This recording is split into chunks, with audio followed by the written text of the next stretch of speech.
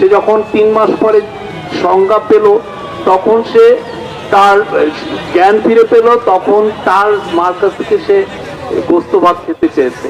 কি করুন মৃত্যু তার! আল্লাহ তাকে সে বাঁচতে চেয়েছে, বারবার সে বাঁচতে চেয়েছে। আমরা প্ল্যানও করছিলাম যে তাকে বিদেশে পাঠাবো।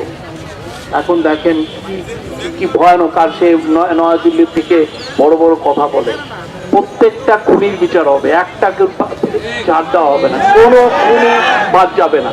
নিশ্চিত থাকেন, এই বাংলাদেশ যতদিন থাকবে এই আরাম নাই। হ্যাঁ, ওখান থেকে আমাদেরকে কুর্মিটলা পাঠিয়ে দিতে, এই কুর্মিটলা নেওয়ার পরও ওখান থেকে আমাদেরকে ডাইরেক্ট সিএমএসে পাঠিয়েছে। এই আরাফাত দেশের জন্য, তার দেশের মায়ের জন্য হয়তো সে ছুটে গেছে।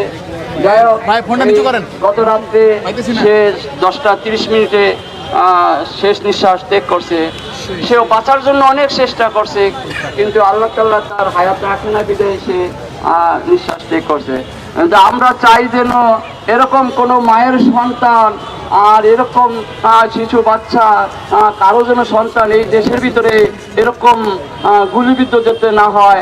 আমরা চাই এই দেশ সুন্দর এবং শৃঙ্খলা। আর যারা এই দেশের জন্য গুলিবিদ্ধ হয়ে শহীদ হয়েছে, প্রত্যেকের জন্য শহীদি মর্যাদা যেন যতদিন বাংলাদেশ থাকে সুষ্ঠু বাংলাদেশ এবং শহীদি মর্যাদার জন্য পায়। আমরা এইটাই বাংলাদেশ সরকারের কাছে আমরা আমাদের আবেদন, যেন বাংলাদেশ যেন যেভাবে